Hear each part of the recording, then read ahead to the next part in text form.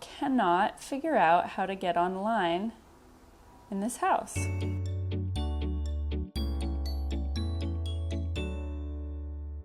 Hey guys, it's Sarah. How's it going?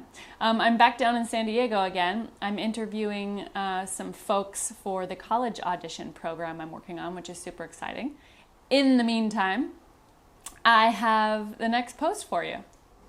Okay, so here we are, step 2, how to create a character.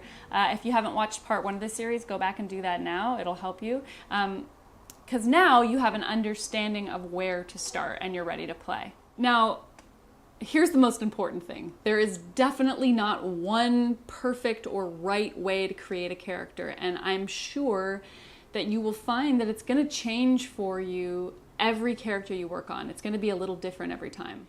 For a long time, I've had a practice of asking my beginning students in scene study class what they want to learn in the class or what they want to get out of that acting class. And the most common answer that I hear is, I want to learn how to become my character or how to get lost in my character. The script has given you some clues about where to start. So maybe you discovered that your character's really shy. What do you do now?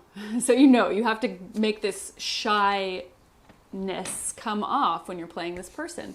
The trap is to kind of go into this generalization of shy and this kind of generic, you play everything from this kind of generic shy perspective.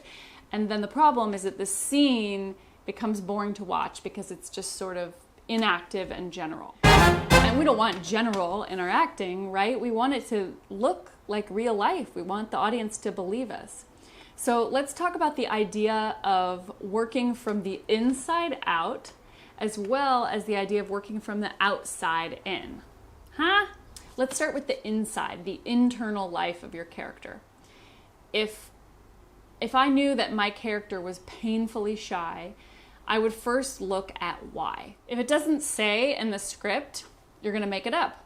You're going to build in your imagination what it's like to walk around in their shoes. Maybe you're going to have to build some movies in your brain about a few really painful interactions that this person has had. And you're going to, as you build these movies, as these memories, this life of this person, you want to build something that stirs something up in you. It's not just to do it for homework's sake. When you do this kind of work, you want to make sure that you're feeling something. Because if you're not feeling anything, it doesn't matter. It's not, there's no point. Also, what do you personally know about shyness? Maybe you are really shy, or you've had moments of being really shy. Where do you remember feeling it in your body? Maybe you can recall some moments that were really shy, uncomfortable moments for you.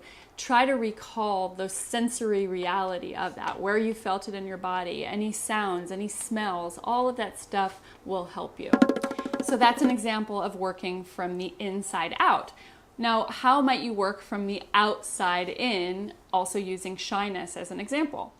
I might try exploring the idea of shyness with my body. So you could even just get up on your feet and start walking around the room thinking about shyness and putting it in your body and see what it feels like. You might explore leading with different points of your body. If you've never done that before, you switch the focus points. You're leading with your forehead as you move around the room, and your nose and your knees. Maybe you discover that when you lead with your knees, you feel a little more shy for some reason. You never know what it's going to stir up. The next thing I might try is becoming a statue of shy. If someone walked into a museum and saw this statue, they would know that that was what shy looked like. So you're going to want to try out this pose and freeze in it for a while. Don't freeze in a tense way, but freeze in a kind of released way, and hold it and see what comes up. And as you hold it and you feel it, then you'll move it into another pose and see what comes up there, and move it into another pose and see if you can bring something up working from that way, outside in. And while you're holding that pose, you might even try some lines from the scene.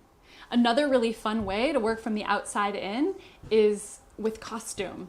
You know, you might even take your character shopping. Go shopping as your character and pick out a really particular necklace and build a story around it, or a t-shirt or a pair of shoes. Sometimes you can find a great hook in to these people by just putting on a pair of shoes, and it changes the way you walk and the way you feel. That can be a really fun way to work as well. There'll be certain times when you'll want to start with the language, and that's also sort of the outside in. Maybe your character has a particular rhythm, the way they speak, or a stutter or a dialect. That also can be a great way into a character. Great, so I hope that was helpful. We talked about working from the inside out versus the outside in part 2 of how to build a character. There's so much more information that I'd like to dive into, but I'd love to hear from you guys. How do you like to work? What do you like to do when you build a character? Thanks so much for checking out the video, you guys. We'll see you next time.